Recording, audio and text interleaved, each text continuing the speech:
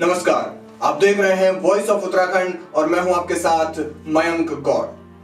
23 अप्रैल 1930 देश के तमाम हिस्सों की तरह पेशावर में भी ब्रिटिश सत्ता के खिलाफ जोरदार आंदोलन चल रहा था। हजारों पठान सत्याग्रही सड़कों पर थे। इस सत्याग्रह की हुंकार देश के बाकी इलाकों तक भी पहुंच चुकी थी।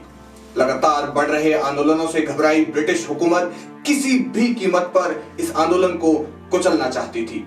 इस आंदोलन को कुचलने के लिए ब्रिटिश सरकार ने रॉयल गढ़वाल राइफल्स की सैन्य टुकड़ी को चुना, जिसकी कमान हवलदार चंद्र सिंह गढ़वाली को सौंपी गई। इसी दिन आजादी के नायक अब्दुल गफ्फार खान के नेतृत्व में हजारों पठान सत्याग्रही पेशावर के किस्सा खानी बाजार में जुलूस निकाल रहे थे। जुलूस को रोकने के लिए ब्रिटिश हुकूमत ने फौज की एक टुकड़ी को काबुली फाटक पर तैनात कर दिया और लाउडस्पीकर पर लोगों को घर जाने का फरमान सुनाया। मगर दिलों में देश प्रेम के भाव से लबालब लोगों ने घर लौटने से इनकार कर दिया।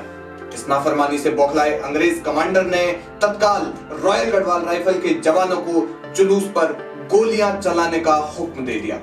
लेकिन चंद्र सिंह गढ़वाली के नेतृत्व में सिपाहियों ने बगावत कर निहत्थे आंदोलनकारियों पर गोलियां चलाने से इनकार कर दिया। सन 1857 के प्रथम स्वतंत्रता संग्राम की सैन्य बगावत के बाद ब्रिटिश हुकूमत के खिलाफ सैन्य विद्रोह की यह सबसे बड़ी घटना थी। इस गुस्ताखी से ब्रिटिश सत्ता बुरी तरह बौखला गई थी। लिहाजा इस सैन्य विद्रोह को भी ब्रिटिश सत्ता वैसे ही कुचलना चाहती थी जैसा उसने 1857 के विद्रोही सैनिक मंगल पांडे के साथ किया था। अपने आदेश की तौहीन से अंग्रेज कमांडर आग बबूला हो गया। गुस्साए कमांडर ने गोरे सैनिकों को फायर ओपन करने का आदेश दिया। आदेश का पालन हुआ और आंदोलनकारियों पर जोरदार गोलीबारी शुरू हुई। गोलीबारी की तड़तड़ाहट से पूरा क्षेत्र गूंज उठा। इस बर्बर नरसंहार में हजारों सत्याग्रहियों ने अपनी जान गंवाई। जिस प्रकार देश में लगातार जनाक्रोश और सैन्य विद्रोह लगातार बढ़ रहा था, उससे चंद्र सिंह खासे परेशान थे। वे जानते थे कि ब्रिटिश हुकूमत के हुक्म की अवमानना करने के लिए ब्रिटिश सरकार कभी न कभी इस विद्रोह में शामिल सैनिकों को दंडित जरूर करेगी, और हुआ भी वही। जब इस घटना के बाद चंद्र सिंह से आदेश का पालन न करने की वजह पूछी गई तो उन्होंने कहा, हम हिंदुस्तानी सिपाही हिंदुस्तान की हिफाजत के लिए भर्ती हुए हैं, न कि अपने भाइयों पर गोली चलाने के लिए। इस घटना में शामिल सभी सिपाहियों पर कार्यवाही की गई और सैन्य नियमों के तहत सबका कोर्ट मार्शल किया गया। कोर्ट मार्शल के बाद सभी सिपाहियों को सजा हुई। चंद्र सिंह गढ़वाली को आजीवन कारावास की सजा सुनाई गई। बाद में चंद्र सिंह गढ़वाली का केस उत्तराखंड के एकमात्र बैरिस्टर मुकुंदी लाल ने लड़ा। जब महात्मा गांधी ने यह पूरा घटनाक्रम सुना तो उनकी प्रतिक्रिया वास्तव में आश्चर्यजनक थी। महात्मा गांधी ने कहा, जो सिपाही गोली चलाने से इनकार करता है वो अपनी प्रतिज्ञा भंग करता है। अगर मैं आज उन्हें हुक्मदुली करना सिखाऊंगा तो मुझे डर लगा रहेगा कि शायद कल को मेरे राज में भी ये ऐसा ही करें। पंडित जवाहरलाल नेहरू ने उनके इस कृत्य को भावना से उपजा कांड कहा था। जेल में रहते हुए चंद्र सिंह ने तमाम यातनाएं सही। उनकी संपत्ति जब्त कर ली गई। सजा पूरी करने के बाद भी वे नहीं रुके।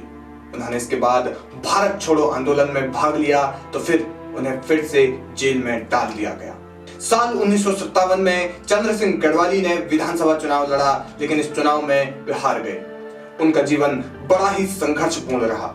एक साधारण परिवार में जन्मे चंद्र सिंह गढ़वाली भले ही बहुत ज्यादा पढ़े लिखे नहीं थे, लेकिन उनमें आत्मविश्वास और देश प्रेम का जज्बा असाधारण था। आजादी की लड़ाई के दौरान उनका एक किस्सा बहुत प्रचलित हुआ। ये किस्सा है कि साल 1921 में जब महात्मा गांधी कुमाऊं दौरे पर थे तो वे सभा को संबोधित कर रहे थे।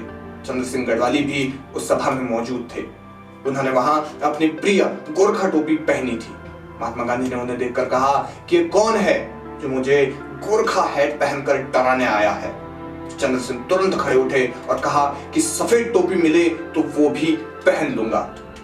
ये सुनते ही सभा में मौजूद किसी ने चंद्र सिंह की तरफ सफेद टोपी उछाली। चंद्र सिंह ने वही टोपी महात्मा गांधी जी की ओर उछालते हुए कहा, अगर ये बुढ़ा अपने हाथों से पहनाएगा तभी मैं सफेद टोपी पहनूंगा। गांधी जी चंद्र सिंह की ओर बढ़े और उन्हें सफेद टोपी पहनाई। लंबी बीमारी के बाद 1 अक्टूबर 1979 को दिल्ली के राम मनोहर लोहिया अस्पताल में चंद्र सिंह गढ़वाली का देहांत हो गया। साल 1994 में सरकार ने उनका एक डाक टिकट जारी किया। आप बने रहिए हमारे साथ, देखते रहिए वॉइस ऑफ उत्तराखंड। धन्यवाद।